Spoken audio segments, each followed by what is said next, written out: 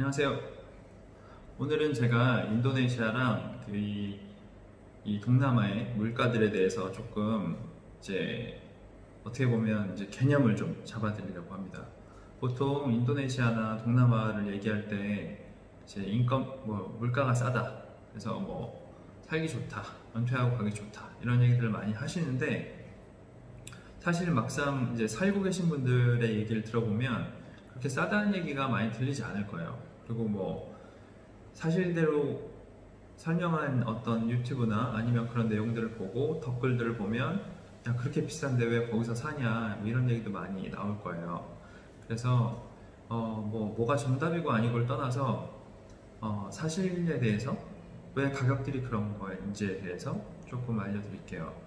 우선 동남아시아에 있는 나라들, 개도국들이죠. 대부분 개도국이거나 아직 개도국 단계에도 조금 들어서지 못했거나 이런 나라들은 사실은 물가가 싼 나라가 아니고요. 인건비가 싼 나라예요. 인건비. 그러니까 사람의 인건비가 싼 나라라고 생각하셔야 돼요.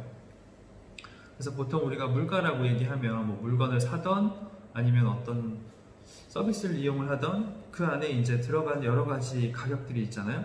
가격 구성 요소들이 있는데 그 요소들 중에 인건비가 쌉니다. 그러니까 뭐 커피라고 치면 원두 가격은 뭐 고만고만할 거예요. 왜냐면 전 세계의 원두가 돌고 있고 물론 인도네시아는 원두를 생산하기 때문에 그 원두 가격이 조금 낮은 편이죠. 그렇지만 커피 머신이라던가 이런 건 한국 대비 훨씬 비쌉니다. 그것도 조금 이따 설명을 드리겠지만 그 안에는 근데 바리스타의 인건비가 있죠.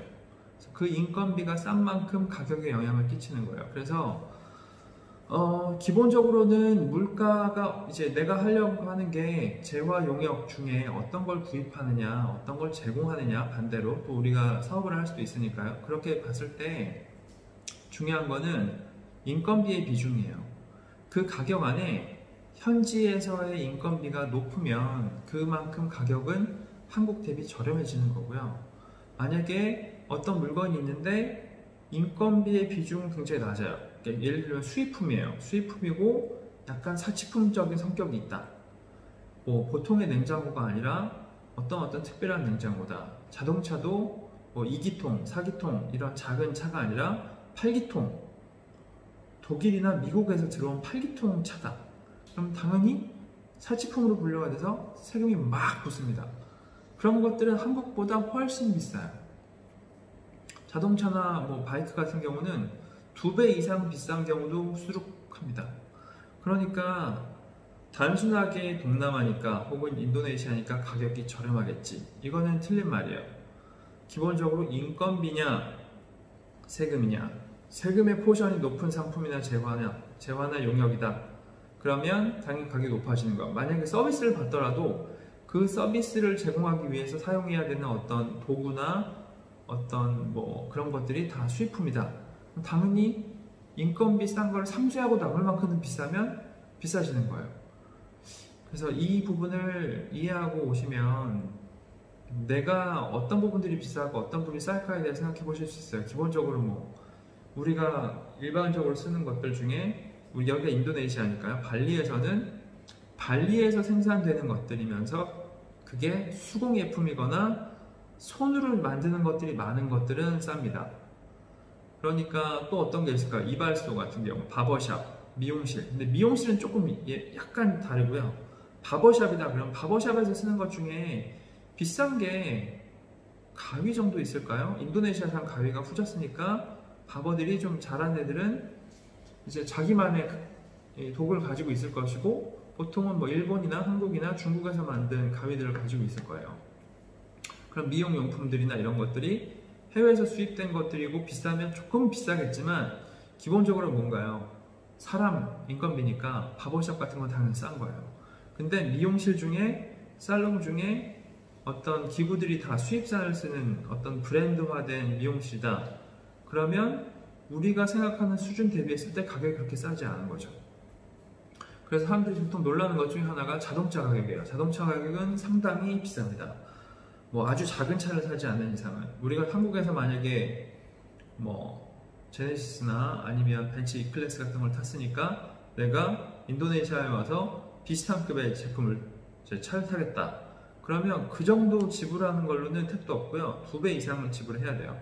반면에 내가 한국에서도 뭐 예를 들면 엑센트 이하를 탔다, 보다 작은 차들을 탔다, 레이 같은 걸 탔다, 그럼 여기서 조금 더 싸거나 하게 살 수는 있습니다.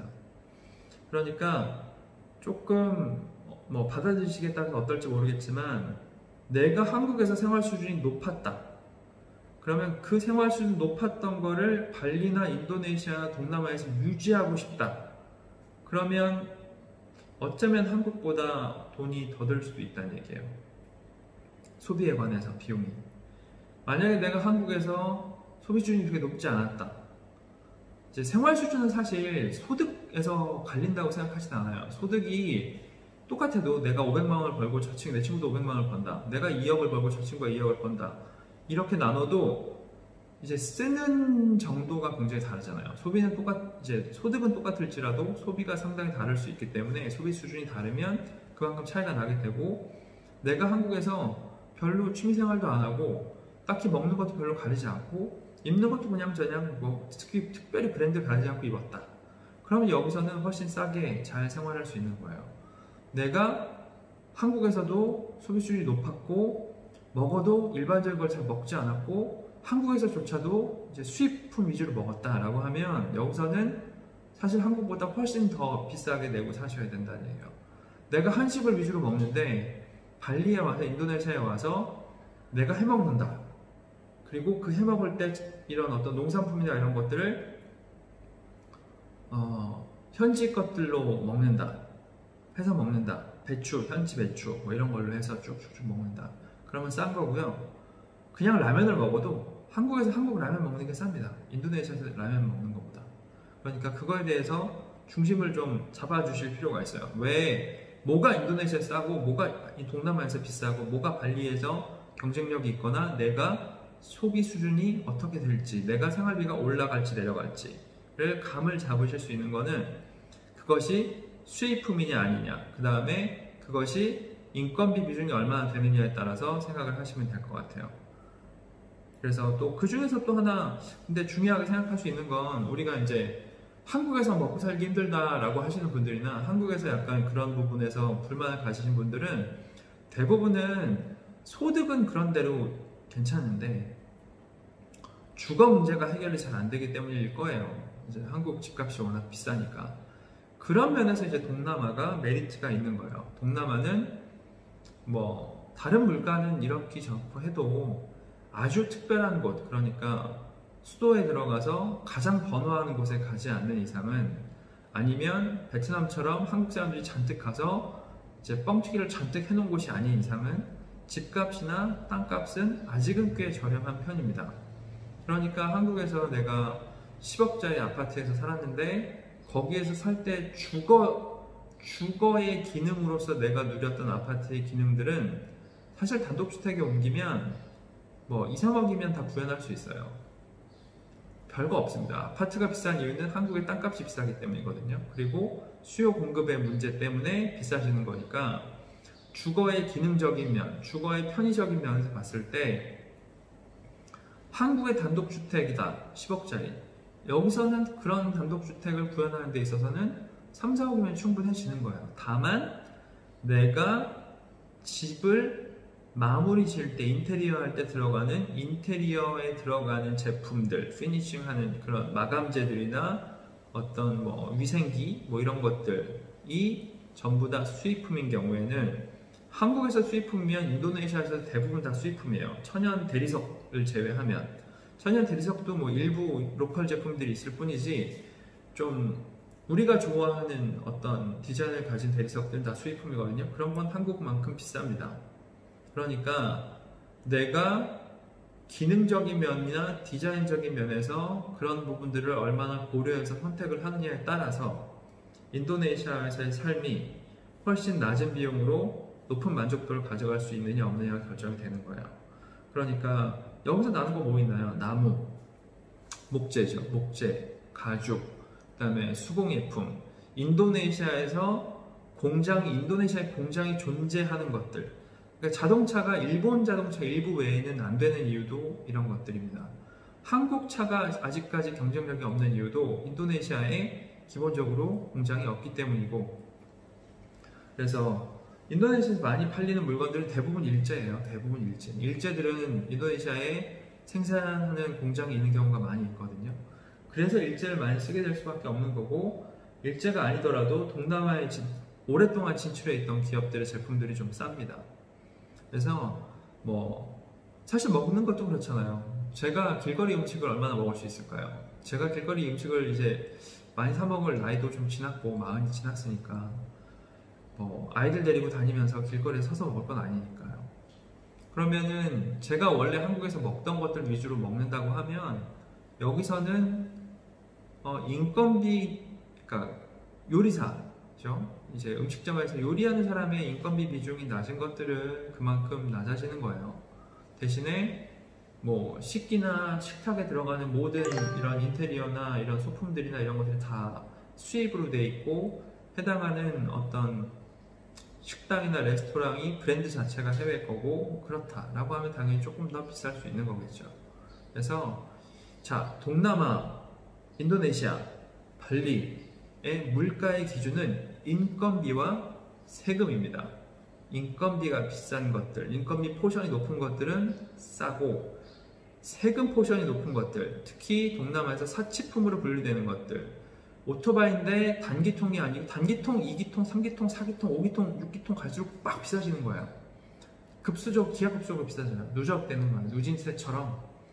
그래서 뭐 변기도 마찬가지입니다. 일반적인 변기가 있고 가격이 얼마 이상 넘어가는 변기들은 거기에 세금이 막 붙는 거예요. 그러니까 내가 생각하는 퀄리티가 여기면 더 싸질 수 있는데, 내가 생각하는 퀄리티가 여기다, 나의 기준은 여기다, 한국에서 이만큼이었어, 그러면 더 많은 돈을 요구를 하는 곳이 동남아고 인도네시아라고 보시면 돼요. 한국에서 S클래스를 1억 5천만 원 탈 수 있다. 여기서는 3억을 줘야 탑니다. 그러니까 여기서 그 정도 소비를 하는 사람들의 기본적인 소비 패턴이나 소비 수준은 우리가 한국에서 생각하는 것보다 훨씬 큰 거예요. 훨씬 더 부자인 거죠, 이 사람들이. 물론 집값에서 모든 게 다 확 날아갈 수 있지만, 그래서 발리와 인도네시아와 동남아에서 잘 사시는 방법은 인건비에 관련된 이슈들을 잘 이용하면서 사는 겁니다. 그래서 이게 이제 인도네시아나 발리, 동남아에 이주를 하거나 사업을 하실 생각이 있으신 분들한테는 좀 도움이 됐으면 좋겠어요. 네, 오늘은 여기까지입니다.